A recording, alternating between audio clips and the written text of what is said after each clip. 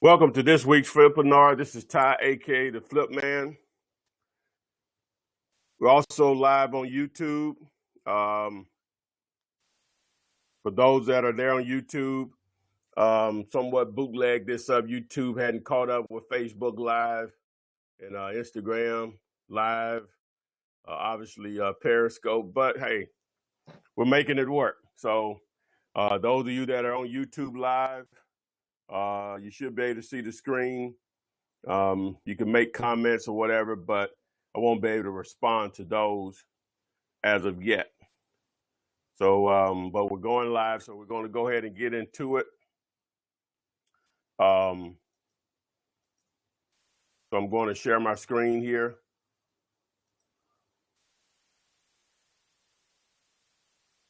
So boom, tonight's topic, great deal or no deal.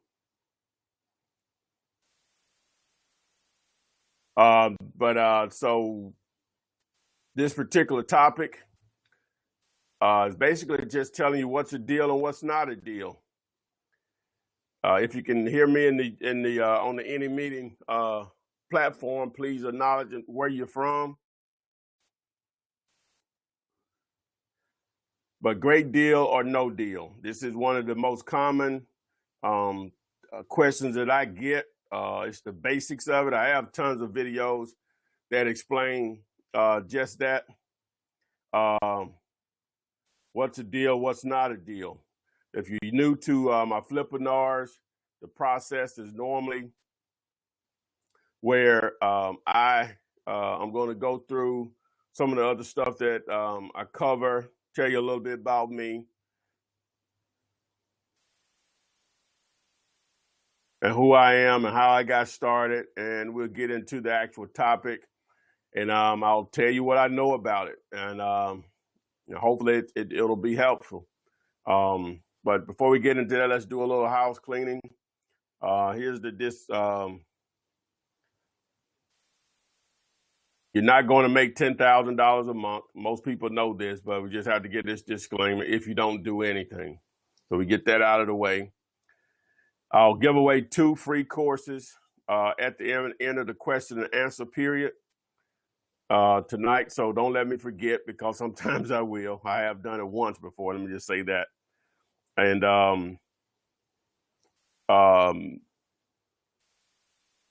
so basically, I'll give one to the chat side and to the call-in side.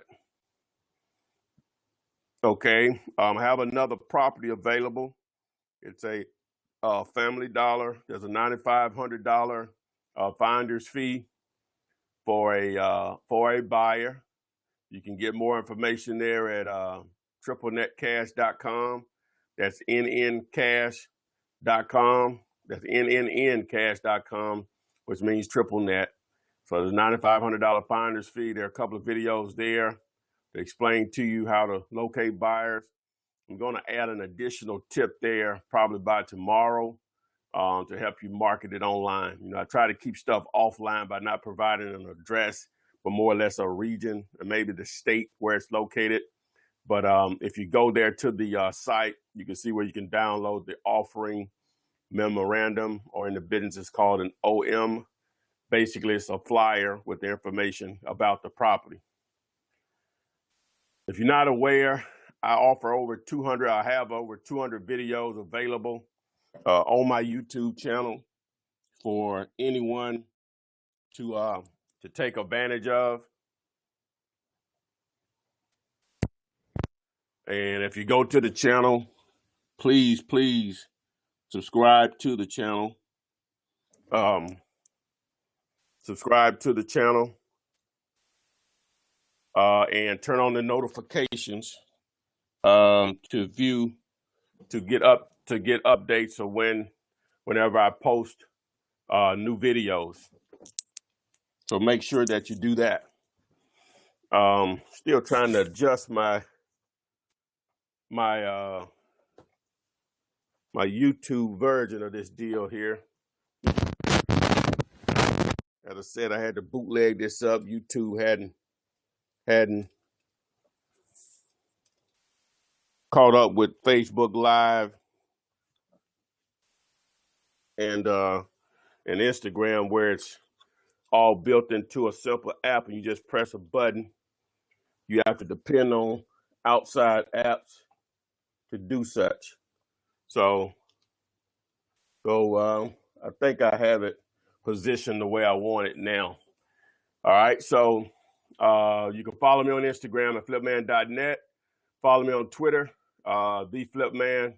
I see my man Tom is here. Gonna hear some good things from him in the future.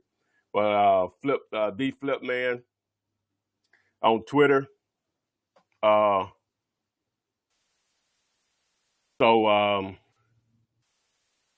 on one second, guys. Someone wants to try to find out how to get on the YouTube live.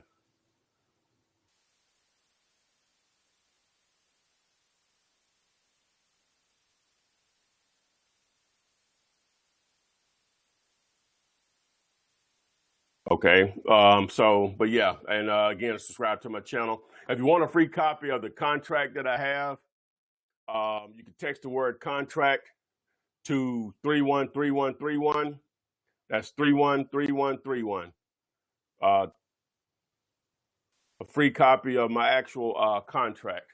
Don't text me, text the word contract to 313131. Treat that just like a phone number. No area code needed. That's the actual number you'll text to. Some people want training in their actual city. I do offer that.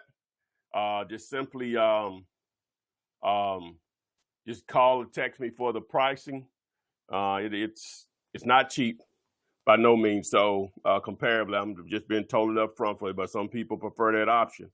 So I do offer it. If you're interested in wholesale and commercial real estate, similar to the property that I have with the Family Dollar, you can go to flipthisbuilding.com for that particular coaching. But the way I do it, the way I teach it, low competition. You can do it virtually. A sea of opportunity because you can target the entire country. No cash or credit needed. And obviously big fat paydays.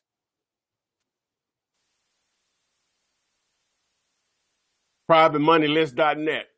The domain name, the website name speaks for itself. So if you need private money, I have a list on that you can access. Just go to the site, enter your phone number. The next page, Keith Yackett, will go into what the service offers, which I use the real POF all the time. So let's get into it. My goal here tonight, whether you know a lot about real estate or this is your first time even being introduced to anything concerning real estate, is to introduce you to wholesaling. I personally think that it's the best way to get started in real estate, whether or not you have $1 in the bank,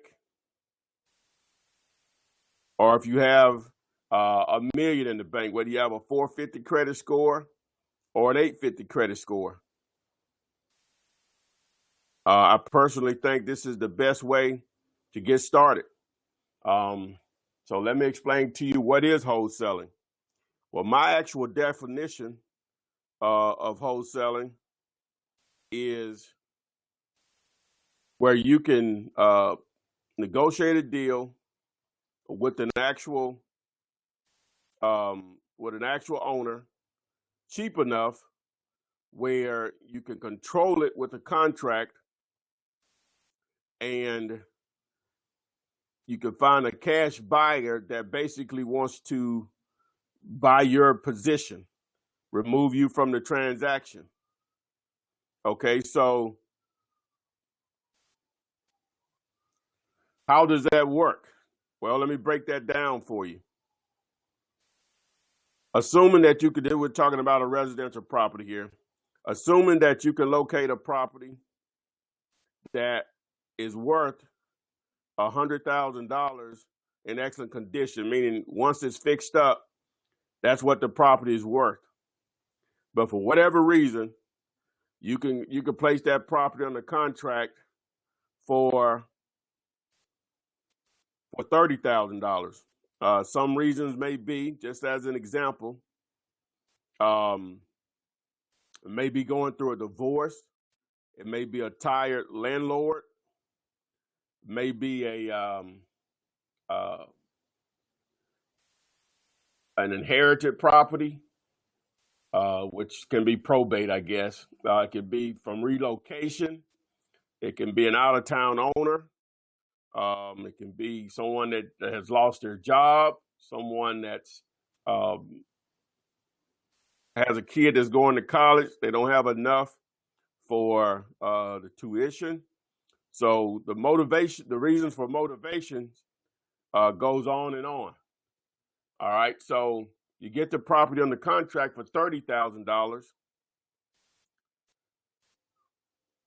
with the seller, and you market the property. When I say market, advertise the property, we'll just say at $48,000. So one investor steps up and say, hey, I can't pay you 48. I won't pay you 48, but would you accept 41,000? Now, I'm going to accept that offer because that's an $11,000 a spread. So now you would have contract A. Contract A for $30,000 and contract B for 41,000. That's contract A is with the seller. Contract B is with your buyer, cash buyer. So whenever you go to close, the seller receives $30,000. You receive $11,000, which is the difference between $41,000 and $30,000, and the buyer receives, ownership of the property. So it's happy day. Everybody's happy. The closing attorney or the title company is happy. The seller's happy. The buyer's happy. And of course, you are happy with your $11,000 payday. That is a wholesale transaction. So you ask yourself, is this something that I should be doing? Well, here are some examples. Here's a student in Memphis, which I actually have a video on my channel, my YouTube channel. This interview here, the student, he advertised on Craigslist, saying that he buys houses, and this couple called him. They were moving to Texas from Memphis, relocating. They had purchased a rental property that they never did the repairs on, so they knew they were not going to move back to Memphis. Therefore, they wanted to liquidate the property. So they sold the property to him, where he had an opportunity within 27 days of placing it under contract, I think is the number we came up with. And he found a cash buyer, and he made $6,444.40. Now, if you do the return on investment on that, he invested $10. The return on investment, the percentage is 64,344%, which is a ridiculous amount as far as ROI. All right. Here's another example. Student in Baltimore, he actually gave the seller, and it came from a bandit sign, he gave them $1. Now, he ended up splitting the deal with someone he bought in that produced a buyer, so he only made $16,000, but the total deal return on investment was $199,900%, which is basically like an infinite amount of ROI. Now, of course, there are a lot of ways to make money in real estate, but if you're talking about return on investment, nothing compares to wholesaling because of what you'll have invested in it versus what you'll make. To the left here, you see I have an example where if just a normal buy, fix, and flip, which is what most people are familiar with, say a guy spends a total of $50,000 from the purchase, the renovations, paying you, even if he wholesaled or however he bought it, along with closing costs, he had $50,000 investment, a total investment. And he flipped the property for $80,000. So that's a $30,000 difference. So the ROI is 60%. Yeah, he made 30 grand, but look what he had invested. He had over 50 grand invested in, so he had money at risk. Now, I'm not saying people shouldn't do that. I'm just comparing the two as far as return on investment. And whereas one of them is a barrier to entry because a lot of people don't have $50,000 to invest in a real piece of into a property from purchase, rehab, closing costs. So, but a lot of people have $1 and $10 to invest into a property, and this deal was the same as this deal, which this is a hypothetical deal. This is the real deal here. But I'll just give you an example. But again, you make money both ways. I'm just telling you the return on investment, there's no competition or there's no comparison. So just to tell you a little bit about me, I'm an entrepreneur first, and wholesaling houses is how I've made money over the years. I've tried a lot of different things, but nothing compares to, well, matter of fact, I haven't made a lot of money on a lot of different things. I've tried to make a lot of money on a lot of different things. I've only made money on a couple of things, but real estate is the most profitable by far. But I'm not one of those kids that grew up as an entrepreneur where, I've been doing this since I was 8, 9 years old, selling lemonade or garbage bags door to door like Mark Cuban or anything like that. I'm a late bloomer, I guess you would say. I didn't really get an entrepreneur spirit or mindset until my early 20s when I was in college. And one of the first things that I did is that I had the brilliant idea that I was going to take my student loan money and start to buy used cars. So I acquired a dealer's license for my state, and I started going to dealers auctions. And they have hundreds of cars out there, and if a car was 12, 13, 10 years old, it would look like it was off the showroom floor, but it could easily be a piece of junk. So if you're not mechanically inclined, then it's easy for you to get your hat handed to you. And so that's what happened to me. So that opportunity was short-lived for me. And so another thing that I did, I started a mobile car wash business. I got the idea from a friend of my brother's. We had went to a Daytona Beach Black Beach weekend back in 1995, and his friend, said that's what he did, and he had made did 6 figures for a couple of years consecutively with the mobile car wash business. So I couldn't wait till I got back to Birmingham to start, my own business. So when I got back to Birmingham, I purchased a passenger van where the seats had been removed for $900. I purchased a pressure washer and a 100-gallon water tank.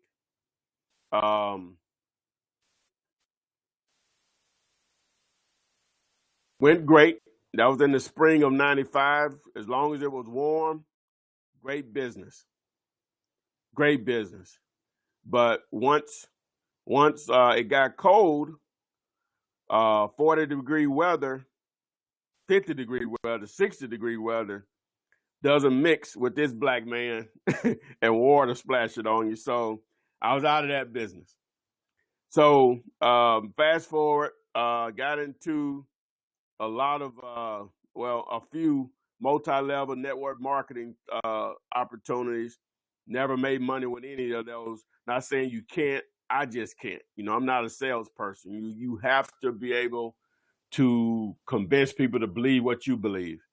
Now you can get fortunate, and you may get a couple of people early on your team that have the ability to do that, and you benefit off of that, but I wasn't one of those individuals. So before I got into real estate, I was dealing with prepaid legal, and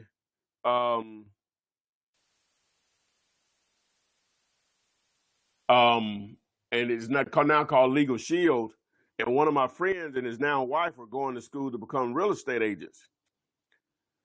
So the guy that normally taught the real estate class, he didn't talk about being a real estate agent. The guy that normally taught the class, he was absent, and the guy that substituted, he didn't talk about being a real estate agent. He talked about investing in real estate. And so my friend told me some of the things that he was talking about, and so I didn't act on it at that time. That was in October of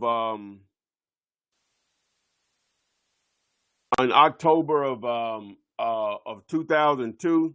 Fast forward a couple of months later, and I was at my mom's house for Christmas, and I was up early, waiting on her to prepare breakfast, and I saw one of Carlton Sheets' infomercials, and he didn't.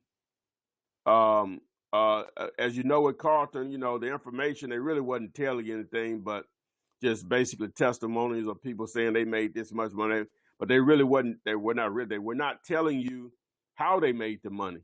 So I went up to dial. I was about halfway through that when I caught it about halfway. So I went up to dial and found one from beginning to end. So I thought to myself that at the end of the program is that he can't be lying about all of this. And so at that time, my mom didn't have internet. So I waited till I got back to Birmingham, and I did a search on this entrepreneur message board that I used to frequent called ablake.net. And I asked the question, does Carlton Sheets program really work? And only one person replied, and he said, yes, it does, but Ron LeGrand's course works better. And so I did a search for Ron, found his website, and at that time he was selling his package for like right around $1,500, and that was a lot of money to me. And so I didn't have that money, but what they did have was a condensed version of it for $69.99. With shipping $80. I ordered that. It was in cassette tape form. So you know how long ago that's been for it to be in cassette tape form. And so I ordered and listened to it, and all it did was just enough information to say, hey, this is something I need to be doing or I can do. And so I had made up in my mind if I had to get a second job, I would, and save the money to purchase the $1,500 course. So a couple of days later, I thought about eBay, and I did a search for his name, and bam, there was his courses. There were auctions on his courses. So I bid it on one of the auctions, and I lost the auction. And I lost the auction, but the guy that was running the auction, he emailed me and asked me, did I want a burnt copy of the course? And so we agreed on $400. He shipped it to me. And back then you could do that with eBay. Sellers could contact, bidders. He shipped it to me, and it took me about 3 weeks to go through all of it. But it was a lot of information. I went from knowing nothing about real estate to just information overload on creative ways to make money in real estate. No money down techniques, from wholesaling houses or real estate maintenance houses to retailing, which is the buy, fix, and flip, lease options, subject to, he had a module in there called for sale by owner. Out of all of that, what attracted me the most was wholesaling, because you can be in and out of the deal. All you have to do is advertise. He highly recommended bandit signs. So I ordered 50 bandit signs and overpaid for them. I paid $250 for them. I got them back on a Friday and started putting them out on a Sunday morning. That Monday, the very first 2 calls were deals. All right, one of them was a lease option opportunity, and the other one was a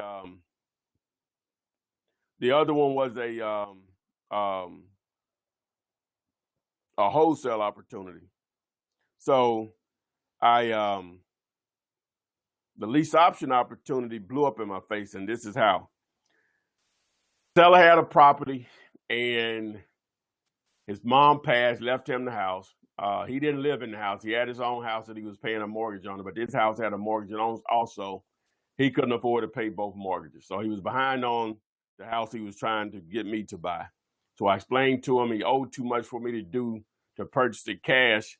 So I explained to him I'll do a lease option on it. It needed some repairs, but it was okay. And plus, I didn't really know what I was doing anyway. So I explained to him the process that I would take over the payments, and how I would make my money is that I'll charge the tenant a little more than what the monthly payment is worth. And also I'll get a non-refundable down payment from the tenant, which will be applied to the purchase price, subtracted from the purchase price that the tenant and I agreed upon. So he was cool with that. So I advertised the property, and this lady stepped forward. She wanted somewhere for her family to stay as far as a house. I think she was living in an apartment. And she gave me $5,000 down, when we signed the contract, sitting right in an old Charlie's restaurant on Parkway East. I think I've been saying Centerpoint Parkway, but it's Parkway East in the Centerpoint area. You're familiar with Birmingham. There's a Mexican restaurant there now. But anyway, so that was the most money I'd ever had in my hand at once outside of a tax return, $50, $100 bills. So me being a guy that wants everybody to win, the house needed minor repairs, and she wanted to start to get some of that stuff done before she moved into the property. And the guy that owned the property, he was a handyman. He said he could do some of that stuff, through our conversations. So I recommended that he do that for him. But also a guy that this is when I had a full-time job, I worked with, he did mortgages on the side, and the owner of the property wanted to refinance the property that he was living in. And so I thought I would just, put them together, again, win-win-win. And so my friend, he knew that I found a tenant, the lady had already given me $5,000. He mentioned it to the seller. The seller felt I should have given him half, if not all of that $5,000.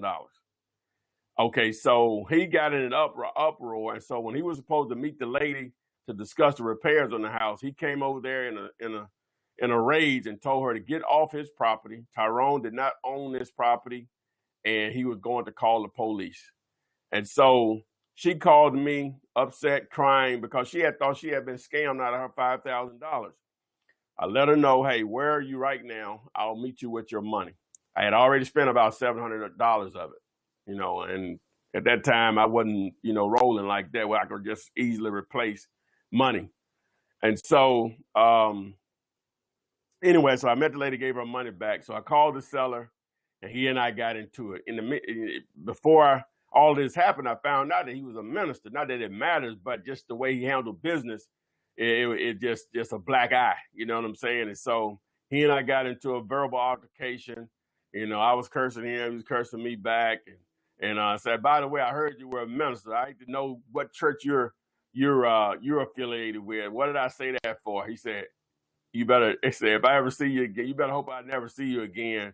It's not going to be nice, or some to that degree. So anyway, that was the end of that. So the second call were two sisters where they owned a property. They inherited a property from their mom that passed. Like a lot of people, we're not going to sell mom's house. Too many memories here. Had the brilliant idea we're going to rent out to family members. Family members and friends are the worst people to rent to, in my opinion. And after going through 2 or 3 years of not collecting rent on time or not at all, and people tearing up the house and them having to repair, they were motivated to sell and sell cheap. So we agreed on $20,000. I had never done a wholesale deal, and remember the lease option deal that already blew up in my face. So anyway, so I met at their house, showed up in my 1985 Toyota Celica, white convertible. This was 2003, so it was an 18-year-old car, but they thought I actually had the $20,000 with me. I told them it didn't work like that. It was like a 30-day process. So I advertised the property. This realtor stepped forward and said he had a client, a cash buyer, and I explained to him that I was wholesaling the property, told him what I had under contract for. So the realtor said, in order for us to do this deal, I need half of that. So I agreed to that. I didn't know any better, but I agreed to that. Pigs get fed, hogs get slaughtered. And point being, don't be greedy. So we agreed on that. I met these guys in a shopping center. They gave me a $500 earnings money. We signed a contract. About 10 days later, we closed at his attorney's office. That's why I tell students, don't worry about title companies or closing attorneys. just use who the buyers. Normally you're dealing with seasoned buyers. They're going to already have those relationships built. And all the thing you have to do is just piggyback off of them. So anyway, we closed on the deal. I made $2,500. It might as well have been $250,000 because I had failed at so many things before that, hey, all I wanted to see that it would work. So the next 12 months, I did about 10 deals. I probably could have quit my job then, but I was afraid to because I did before, nearly starved to death, and they gave me an opportunity to come back. I was afraid to do it that reason. Plus, I felt obligated to some of the managers that spoke up for me. So 2006 rolled around, 3 years, basically 3 years later, it just got to a point where the job was getting in the way of me making money. So I came into work one day off of a split shift. I used to work what is called a split shift, where I came in at 7 a.m., left at 11 a.m., 11:30, came back at 3 and to 6 p.m. And a supervisor said something to me that I didn't like, and I just thought to myself, hey, I don't have to do this anymore. So I called the clerk's desk, tell her I wasn't feeling well. I reported out for the next 2 weeks. I took my resignation notice up there, dated for May 1st. It was on a Sunday, I think. I'm pretty sure it was. April 30th.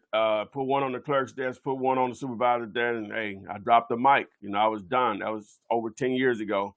And hadn't looked back since. But like many as I said, I failed at a lot of businesses. From a small town of less than 1,000 people. That's where I really grew up at. Obviously, I'm in a much, much larger town, but I'm just letting you know that I'm not the smartest guy. I have a lot of challenges as a human being, but I guess what may separate me from others is that I will take action. That's, again, I mention this all the time. People call me and say, man, I've been wanting to do this for years. I've been studying this for years. I've been in this seminar, that seminar, or whatever, but they never taken action. They're afraid to fail, afraid to make a mistake. I've been in this 14 years going on at the date of this video. I still make mistakes, but the great thing about it, it's rare I've lost money. I may have been a little embarrassed or whatever, but that's some of the best experience that you can get. Embarrassment is free. But, if you don't ever take action, you can't succeed. You can't fail, but you definitely can't succeed either if you don't ever take action. So as I discovered, as many of you that you thought it was the hard way, you thought you needed tons of money to invest in real estate. Wholesaling shows you that you don't. Thinking you need a real estate license. I had a lady, I don't know if it was a lady or male, asked me, was this illegal? And sometimes you can catch me wrong. I may be a little sarcastic. Normally I'll follow up to let you know I didn't really mean that, but I'm human like anyone else. So I did a LOL, and I would say, so you really think that I would base my financial life off something that's illegal, which I know people do illegal stuff, but I also put videos about that is, what I'm doing. I say, what do you think? That come on now, and then I had to follow up and say, hey, I don't mean to be smart, but I just want you to think about what you're asking. We're sitting down with the same title companies, the same attorneys that real estate agents use. They're not putting their livelihood at risk for me. Who am I? You know what I'm saying? And people like me. Yes, it's illegal. Just because people don't know about it doesn't mean that it's illegal. Just say you don't know about it. It's that simple. But anyway, a lot of people want to wait till they have everything figured out. I try to calm students down. They feel like they just have to know everything. No, that's what you paid me for, to take you step by step where you don't have to worry about those small details. It'll make a lot more sense when you go through a complete transaction. It all just comes together for you. You can be on information overload and don't ever do anything because you think you have to have it all figured out. No, again, that's you just need to take action. You know what I'm saying? A lot of stuff just gonna fall into place. Nothing like experience of failure and success. But people like to read books. That's not really my thing. They a lot of times books don't, from my experience or people that I talk to, even the stuff that I've skimmed through, it doesn't. It's too vague. It's not giving you enough details to do it. Some people are comprehensive enough that they can probably figure out and fill in the holes through additional research, but normally just an upsell. Not hating on them, just telling you what it is. Say working a BS job, trying to keep the lights on. Hey, you got to do what you got to do. I don't recommend anyone quitting their job and just start doing this. Some people got a gator like that and can probably do it, but I wouldn't recommend it. You know what I'm saying? Unless you have a good savings, you know, maybe 6 to 12 months of savings for all your bills. Yeah, maybe you could dive in at the point, but it's not necessary because you can do both at the same time, because I did it. You know what I'm saying? The others do it also. You can still work your whatever you're doing to produce your income, but you can add this on, and then if it replaces it, it replaces it. Taking pointless business classes in college. That's me. I'm not going to say they're pointless, but they were pointless to me because I wanted to be an entrepreneur, and they didn't teach you how to be an entrepreneur. I don't know what we were learning. I really don't. I guess that's why I wasn't that good at it. But going to seminars, you know, I get those calls on a daily basis. I've done it myself. Constantly upsell. Again, I'm not hating, just telling you what it is. You know from experience. And you can always also be on information overload. People say, well, I listened to this guy. What do you think about this guy? But hey, don't call me with that. You know what I'm saying? I give away enough information. If you want to bounce around, I'm not going to tell you not to educate yourself in as many avenues as possible. But don't call me, ask me about other people. You know what I'm saying? Just don't, because I can't tell you the last time I listened to somebody else that does exactly what I do. Now, there's one guy online that I listen to or whatever, but you know, it's a totally different ball game or whatever. But other than that, you know, I'll see names just because I check on my own stuff, but I rarely listen to other people's stuff. So people don't ask me, you know, what I think about this guy. Now I'm just gonna say I don't know. I don't have an opinion anyway. But just wanted to put that out there. I guess I'm on my soapbox. Again, a reminder of the 2 free courses. So we're going to get into the topic for tonight. Great deal or no deal. I was going to, my friend said deal or no deal. I said, well, no, we might not use that because that may be a copyright infringement or something. I don't know. So we're going to use great deal or no deal, which is really what you need is a great deal, not just a deal, but a great deal or no deal in order to wholesale it. So let's go ahead and get into it. How long did it take us to get here tonight?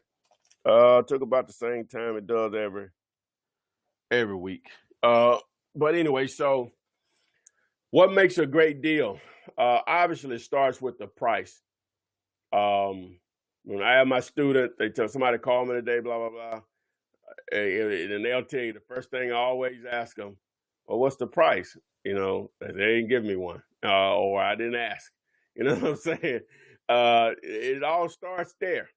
All right. It starts with the price, which I'm going to get into that because that's such a huge part of it is the actual price. All right. The next thing is the actual location of the property.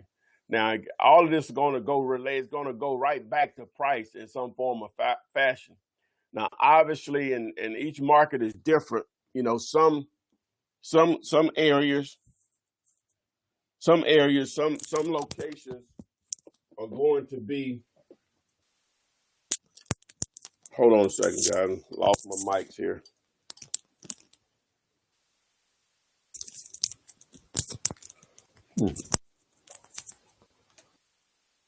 Some areas and some locations are going to be hotter than others. But are going to be hotter than others. So, like the area that I tried to do a live stream video today, but as I said, you have to use up on YouTube, and you have to use a third party app to do that. And I think the area that I was in, I had a low cellular bar, so I couldn't get. I guess the data couldn't upload fast enough. So forgive me if you were on that earlier today. But anyway, so the location and obviously you're going to have the higher end located. Everybody wants to be in those areas or whatever. Then you're going to have the blue collar and everything in between.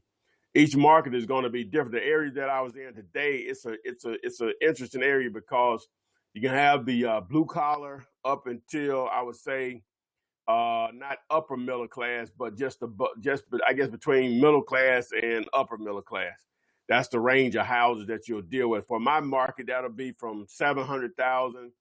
I mean, from 70,000 in this particular market, you can have houses up to about 400,000.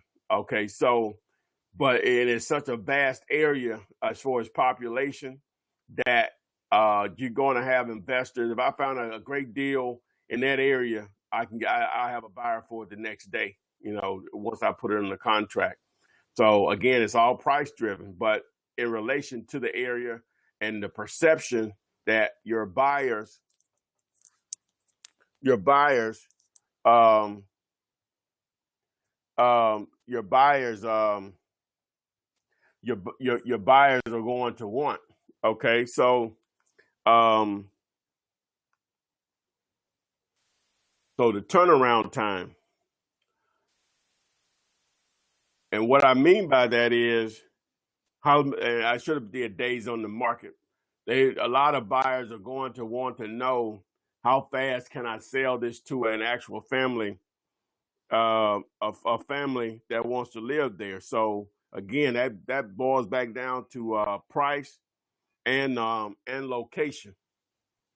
So some areas, even though like in this particular area I was talking about, it's on the eastern side of my market, is that, you know, the houses between $70,000 and maybe $90,000, they may sit on the market a little while. But on the higher end of it, when you start talking about, you know, high hundreds, twos, threes, get up to the fours, they may not sit on the market that long at all, especially in the threes and in the fours. So anyway,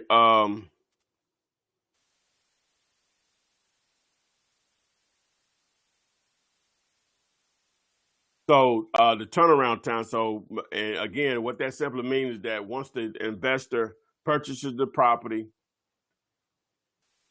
rehabs it, puts it on the market, normally they're going to list it with a realtor. How fast can they sell it? So you're backdooring what makes a great deal. That's why you can get away with selling. Like one of the best deals that I've done, we closed it in 8 days. It's one of the best deals I've ever done in my 14 years. We closed it in 8 days, and the total transaction was $140,000. You know, from paying me, the seller, and the buyer, you know, was closed. It was for $140,000, and we closed it in 8 days. You know, so, and he sold the property fast after he rehabbed it, and he ended up, I think he had a total of about 320 in it, maybe about 220, 225 in it, and ended up selling it for around like 355, some ridiculous number. You know, I had a good payday, but it wasn't that good. So anyway, and then profit potential. All right. So obviously, that's going to be subjective and depends on the investor. Again, when you're dealing in a higher end, they're going to have more at risk. So that's why I'll get students to send me stuff over. It may be 300,000 ARV, meaning what the house will appraise for in excellent condition. And the seller wants, we'll just say 230. All right, that's a $70,000 spread, right? Okay, but what the student doesn't understand all the time, and I have to make sure they understand this, is that most of those guys, let me say this first. Okay, that's not going to be $70,000 that they're going to make, because they still have to pay you, right, the wholesaler. They have to pay closing costs twice, and they say it doesn't need any repairs. They always need repairs. It may not mean as others they're always going to need repairs. So that 70,000 gets eaten up. Let's just say, for the sake of argument, that even though it has that $70,000 spread, he only ends up really making about 40. They're not going to spend $260,000 for the most part. You know, you're always going to have your outliers, but for the most part, most investors are not going to spend $260,000 to make $40,000. It's just not. they're looking, if they spend that kind of money, they're looking to get close to making almost 100 off of it, at least 6 figures off of it. In most cases, again, you're gonna always have your outliers. It depends on your market. Now, some markets are hotter than others. That may be a great deal, but for the most part, that's just the mindset of these guys. That's a lot of money to put out there for that return. So I hope I broke that down on what makes a great deal. So let's just get into the math side of it. All right. So now understand that this formula, you'll see it all over the internet, and this is just my version of it, is more, it's not just a set in stone number. It's more to keep you from wasting time than anything. All right. So let's break it down. So ARV, what that stands for, what that acronym stands for, is after repair value. And people get confused because you hear the word repair in there. Simply what it means is that what will the house appraise for in excellent condition? That's my street version or layman's term definition of that. Times 60 to 70%. And the reason I use that range because you see videos where I have 60%, you'll see videos where I have 70%. So for the sake of this, I'll just give you the range. And what that simply means is that you're basically building in the profit and holding costs for an investor. You have to think in the mind of an investor whenever you're negotiating these deals. And so not the 60% is their profit or 70%, it's the difference. Either 30% or 40%. 40% plus 60% makes 100%. 70% plus 30% makes 100%. So the 30% on the 70%, it'll be his holding costs and profit. Same thing with the 60%. All right. So you can't go wrong with either. I just put the range out there. Again, this is not set in stone. It only just gives you something to go by so you don't waste a lot of time. So once you come up with that number, you subtract the repair cost. Now, a lot of times when you're talking to a seller, you're negotiating with, you won't know that. So just to be conservative, depending on, you can just throw out a number. You just say, we'll just say $20,000. If it's less than that, then that's just a bonus for you if you can negotiate your deal based off of that. But if it's more than that, you'll have to go back in, and the seller knows what condition their property is in, even though they may tell you something different over the phone, and you act accordingly. All right. So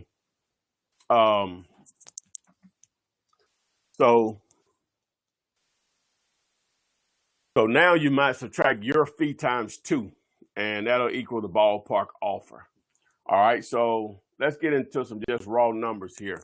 So as in this example, we'll just say the ARV is $100,000. Again, what that simply means is what will the house appraise for in excellent condition?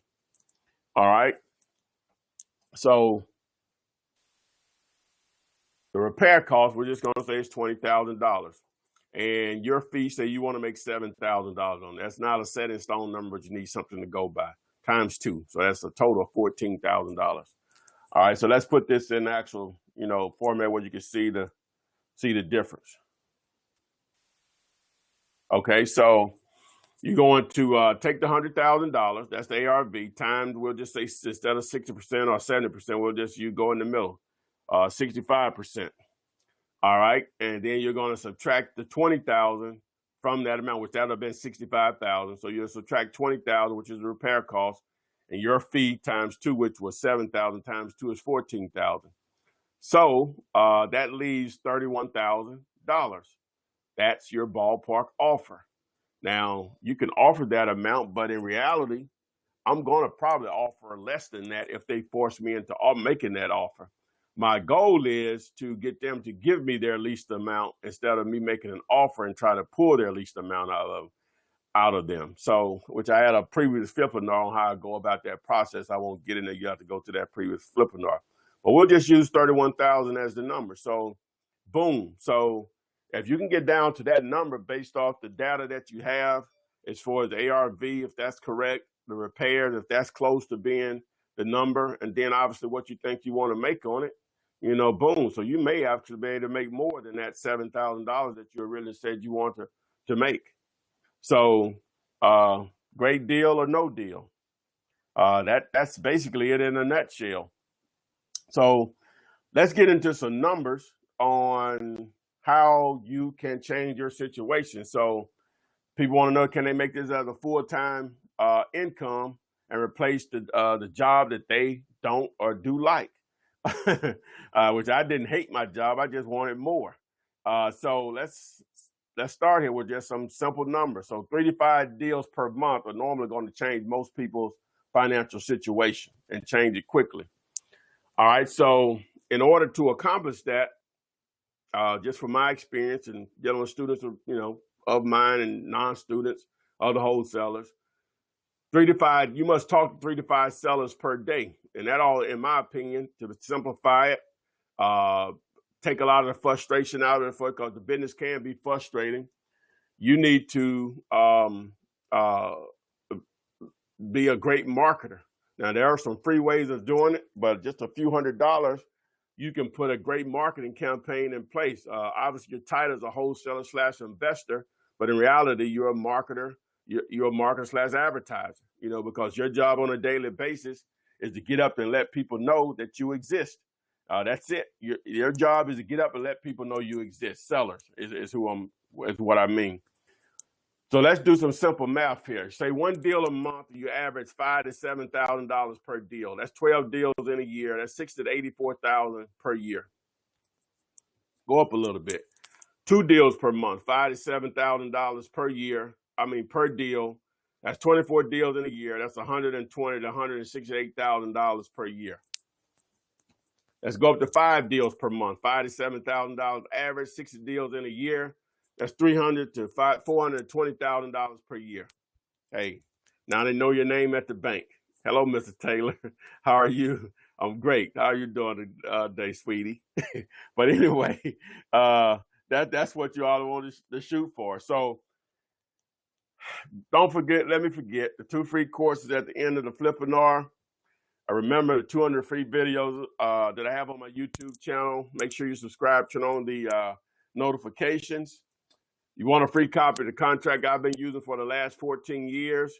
You can text the word contract to 313131. Don't text me. Text the word contract to the number 313131. No area code. Remember to follow me on Instagram, flipman.net, or on Twitter, TheFlipMan. Again, subscribe to my YouTube channel. You can call or text me about my courses and coaching at 205-492-3425. If you want to sign up, you can go to flipman.net. All right. So, and remember, realpof.com. If you want proof of funds, you're going to deal with real estate agents or brokers. It's the only way they're going to take you serious. Realpof.com. Go there, submit your phone number. The next page, Keith Yack is going to explain to you the service that I've been using. Getting offers accepted. It's real. Realpof.com. PrivateMoneyList.net. It speaks for itself. Over 400 private money lenders and more being added each month, along with over 40,000 cash buyers on a list. All right, so let's get to the question and answer period.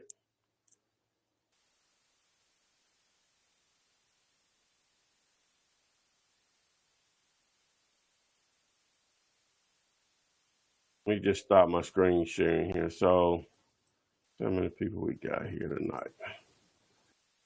Okay, we got a little crowd. Okay, so let me see here. If you posted a question before, make sure that you repost it, because I was, going through everything and I didn't see the chat room. So make sure you repost. So let me start here, see what we got. Someone said Carlton Sheets had decent forms inside. I don't think he taught how to find deals. It was too vague. Someone asked, let me read it first here.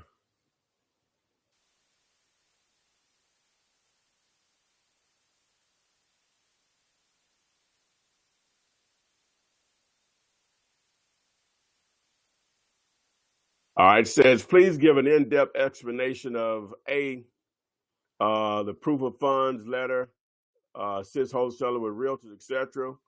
As you know, the POF will cost $3.99.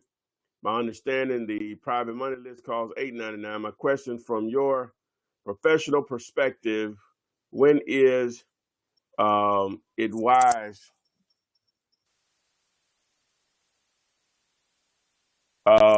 I think my YouTube live went off.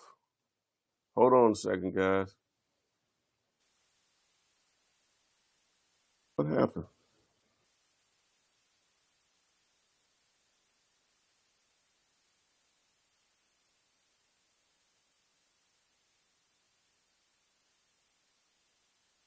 Oh, for some reason my phone isn't charging. Hold on one second, guys.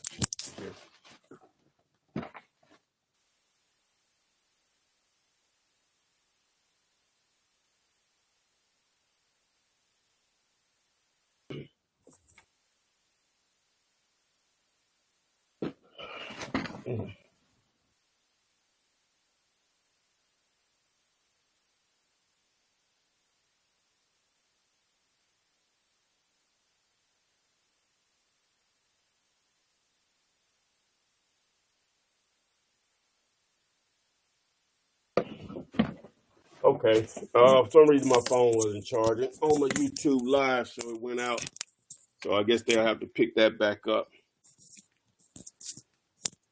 But anyway, so let me get back to the questions. Yeah, on the real POFs, again, only if you're going to use realtors. I use that service. I've used the private money list. Um, I I didn't have to pay for them because I'm an affiliate for the service. They reached out to me.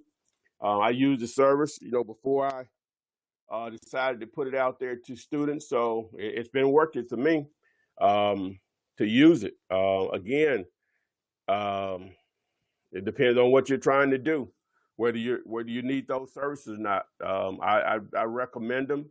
I'm not pushing them on you because you can do the deals without either. It just depends on what you're trying to do.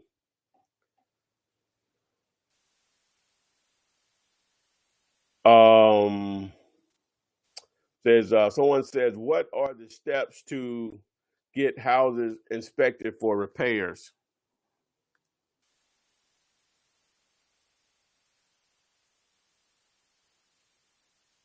Well, you're not going to do that. You don't need an inspector. You as a wholesaler, you just need a generalization of what it costs to to repair a house. I actually have a previous Flippinar on that topic. Just go to YouTube and do a search for estimating repair costs and Flippinar. You should see it. I'm not going to go into details on that, but it'll explain how to do it. But you're not going to hire an inspector. You'll go broke doing that. Um, so um,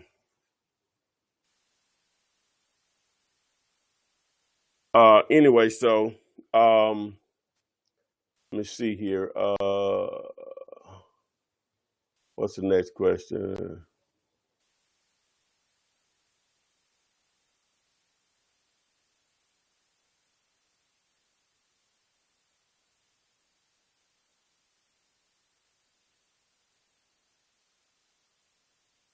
All right. Someone says, have you sent out a direct mail campaign?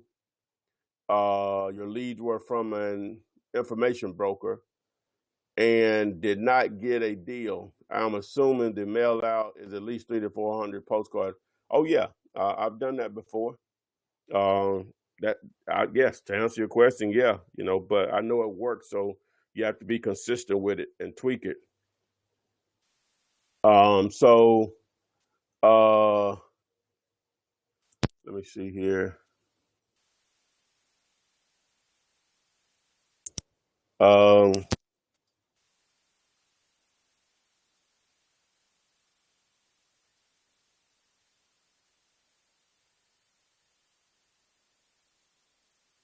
I found two people. All right, someone says I found two people who are about to go into foreclosure. I sent my first two letters to them today. Okay, great. Nothing like action. Hopefully they respond back to you and there's some meat on the bone there. Uh, Said, how much interest do you pay when borrowing from the private money list? Oh, it depends on who you're dealing with. That's going to vary from lender to lender.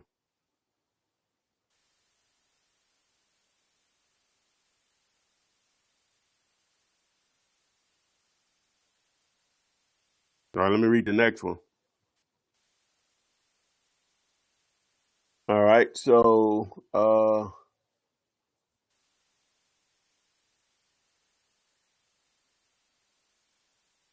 right, so someone says, should we as the wholesaler be concerned if the title is clear before assigning to the end buyer, which I hate that term, end buyer. But anyway, yes and no. Starting out, it can be expensive trying to get a title search, $300 to maybe $600, depending on where you are. You can just wait until you get a buyer and then go through the motion as you normally do. Buyers are used to title issues, so it won't, be a big deal in the scheme of things. So you can wait until you get a buyer if you don't have the money to do the title search up front. You're taking a risk of losing that money, without it being replaced by the buyer, because, you may not be able to find a buyer. That's real.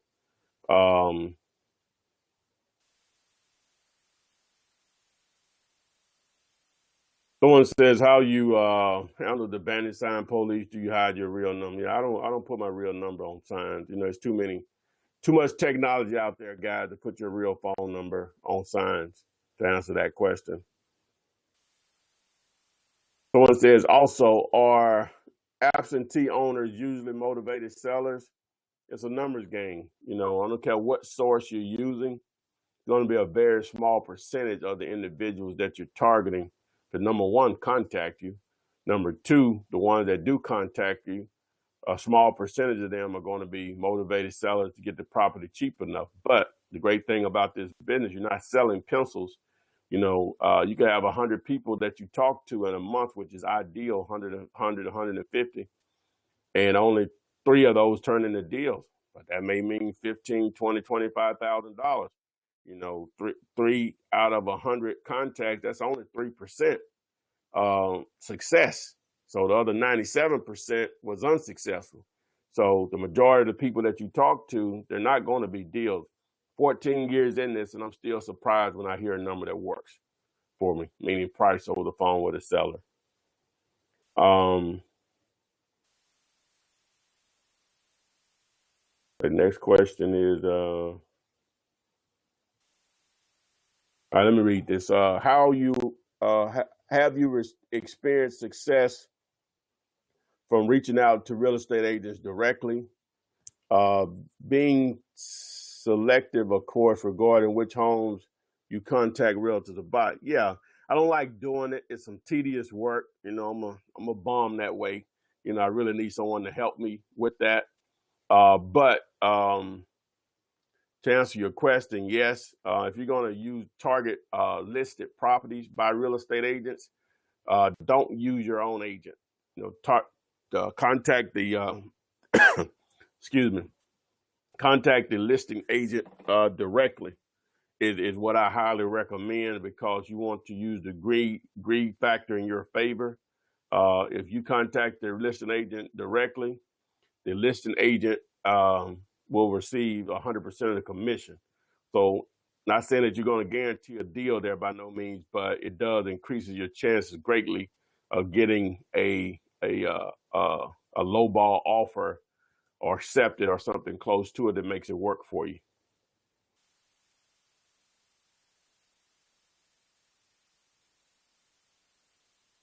Someone says, when driving for dollars, how many houses should you mail to per week? That's going to be based on your budget. That's a vague question with there's a vague answer for it. It's just going to be it's going to be difficult to answer that question. Let me see if I can share my screen again here. I want to, yeah, that's what I want. Okay, boom. Yeah, but that's I just want to have that in the background. That's a vague answer, but it's hard to say. You know, just depending on how much you're putting into it. Ideally, if you can mail out 5 to 10 a week, you know, over time, that's going to produce some transactions. Would you say 50 per week is good? I guess they're talking about signs, or no, you're talking about on the driving for dollars. Oh, that's a lot. You know what I'm saying? If you could find 50 houses to mail to in a week, that's 200. You know that you're going to kill it. You know, if you could find 200 houses in a month to mail to just by driving around, oh, it's on. You know, you're going to do deals. You know, that's a lot of action. You're not even getting that many. That's a lot of action. You know what I'm saying? So whatever you're doing to find that many properties to mail to in a week, that's a lot of action. Now, how you mail to is going to be important, in my opinion, because getting your message read is the most important thing in direct mail, and standing out from the rest of your mail is key, especially from other real estate investors that are mailing probably the same property owners.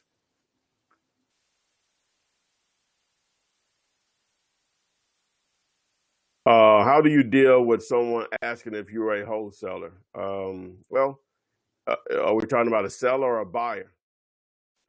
With either or, I just tell them I buy some, I wholesale some. You know, and so hey, it is what it is. You know, you can tell them you're a straight wholesaler. You know, nothing wrong with being transparent. Normally, if a seller is asking you that, you're probably not going to be a deal there anyway. They're not going to be motivated because wholesaling is widespread as it is on YouTube and the internet in general. You can go to any mall or any Walmart or Target or whatever and ask 10 people, have they ever heard of it? And 9 of them will have never heard of it. You know, so if a seller is asking you that, normally you're not going to have a deal to enter with. If a buyer is asking you that, yeah, you just be straight up with them. Yeah, that's what I do. You know, so if they don't want to deal with you, that's someone you don't want to deal with anyway. Any more questions?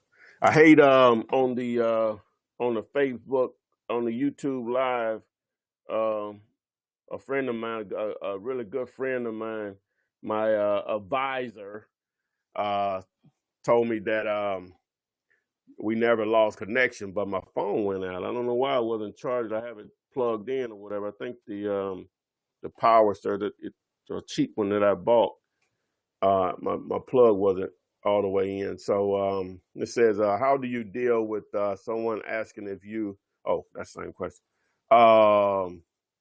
Someone says, I love the videos. Thanks. I hope they help. I hope they help. But again, so we're here. Remember, you can follow me on Instagram, flipman.net, on Twitter, the Flipman. Subscribe on the YouTube channel. Make sure you are code enforcement. Let me go back. All right, someone says, are code enforcement's good leads? Yeah, it could be a good source. You know, if you have the due diligence and the time to put into that, yeah, you could find some motivated sellers there. No question about it. So let me see here. Which do you recommend on bandit signs, handwritten or pre-written fonts? Well, you'll see older videos that I have where I showed you how to make your own signs or whatever. But bandit signs are so cheap now, and most people, for whatever reason, I can't get them to understand the importance of the marker and the tip. So I just start to stray away from recommending handwritten because most people don't know the right colors to use, the importance of the marker size. So I just say just use printed signs. You know, that just keeps it clean. And again, printed signs are so cheap now compared to when I first started that, it's not that much difference.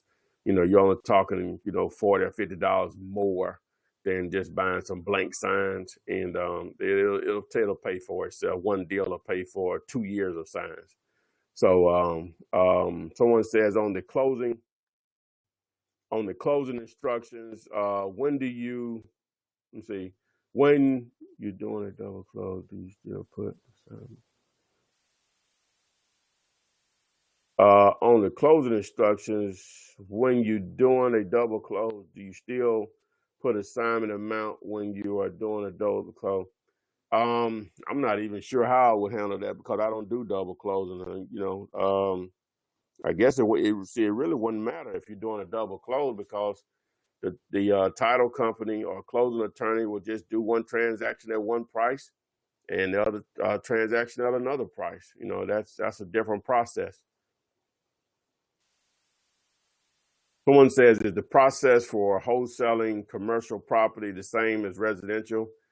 The process in general is the same, but getting to that point is like, what's the best example? Like a chicken and an eagle. Both of them are birds, but totally two different animals.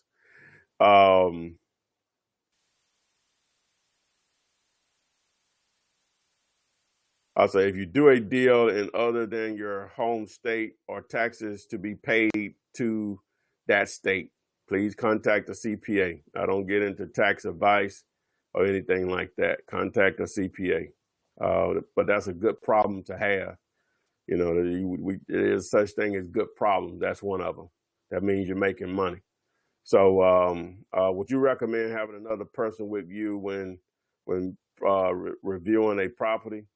That's going to be up to the individual, obviously, not to be male chauvinistic, but females may, want to make sure they're a little bit more aware of their surrounding a male. Not that either one of us both can get robbed or, harmed or whatever, but we know what the challenges and the differences are. So you're going to have to go with your own comfort level on that.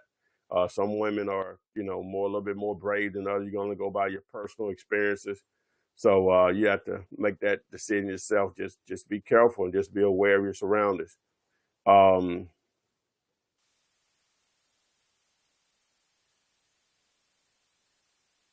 Someone says, do you feel that paying for websites that a list of leads are worth paying for that are a list? You could probably eventually stumble on some leads, I wouldn't do it. I've tried it before. I think I did one deal, but see, the thing about it is that understanding you're not the only one buying those leads. That's going to be a personal thing there, but I'm always for action over not doing anything. It's nothing I personally do just to say. We're going about to round this up here in a minute. So, do you use a virtual assistant service? Do you use a virtual assistant service? Do you use virtual assistant services? Is what it exactly says. No, I don't. I've had people to help me with here or there, but for the most part, see, and I guess it just depends on how you go about your business and what type of marketing you have in play or whatever you're doing. Maybe they may be of some use to you or whatever, but for the most part, this work is not challenging in that sense. Now, some people's schedules don't permit, and they maybe, but just for the sake of just having it because you think it's going to make it easy or something like that. And I know a lot of other people preach that, but they do that because they know we want easy sales. I hope I don't come across that this is easy. It's a very simple process, but easy is not how I would explain it. But they understand that easy sales and virtual assistants make it seems easy. So don't get caught up into that now. Again, depending on what you're doing, they may be very useful for you, but don't think they're going to be able to run your business for you by no means.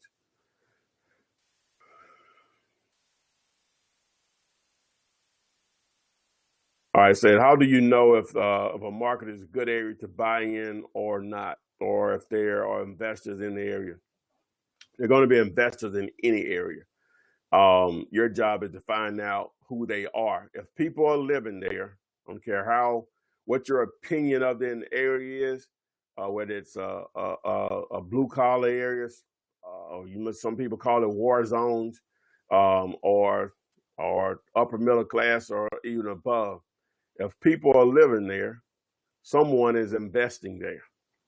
One of the first things that I learned, if you watch enough of my stuff, I say it a few times over the years, every house is a step up for someone. Don't get caught up into where you would like to live or where you wouldn't live.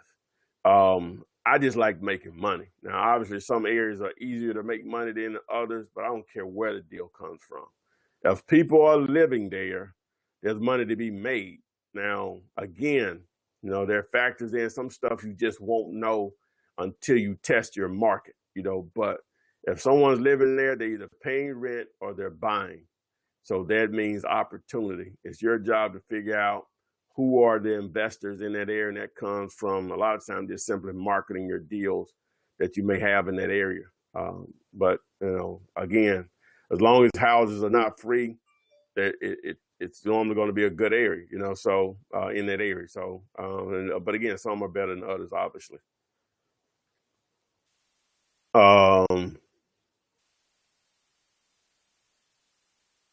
Someone says, how many phone numbers do you use for your real estate business? Please give me an example where you get your numbers. Google Voice, I don't know how good it is now. I have numbers I've had for years.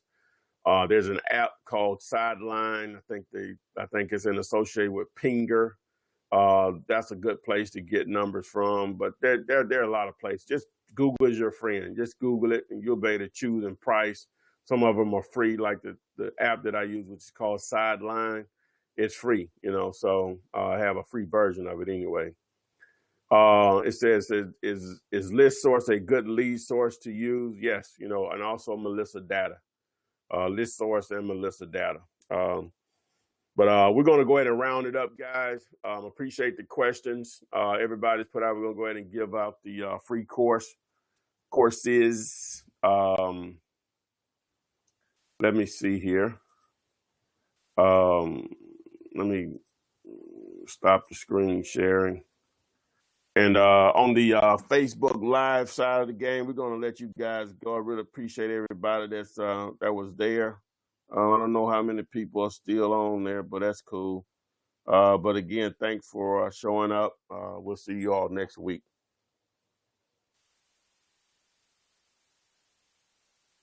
Okay. All right. So we'll start with the phone numbers. We'll pick a number here.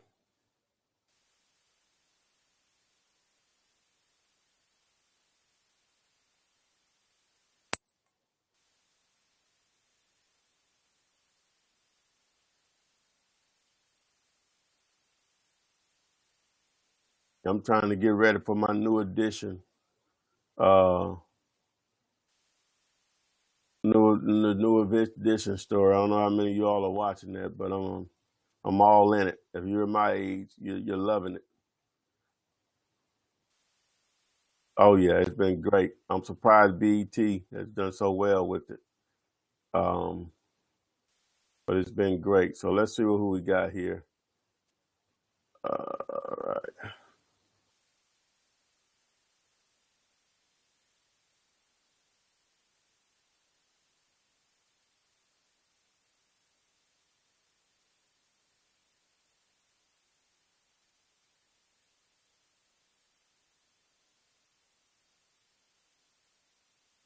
All right, on the number side of the game, so we're gonna go with let's see what it spits out here.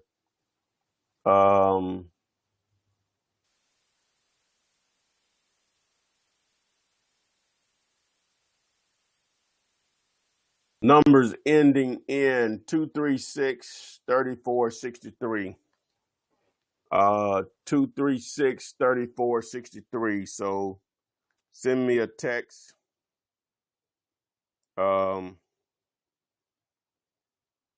Send me a text at 205-492-3425.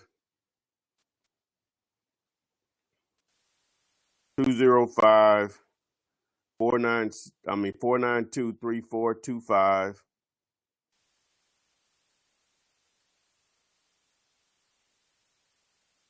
205-492-3425.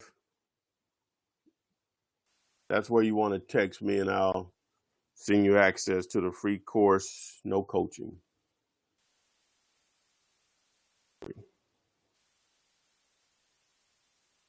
All right.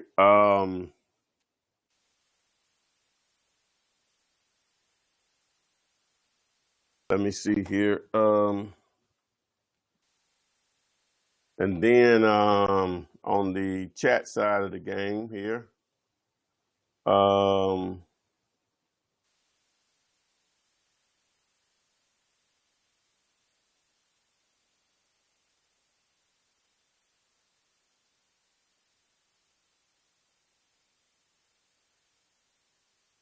right.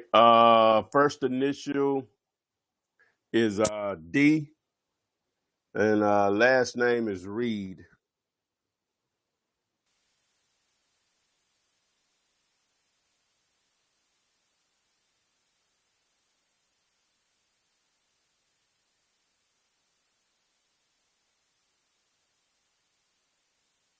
All right, so text me on 205-492-3425, 205-492-3425, 205-492-3425. Text me on 205-492-3425.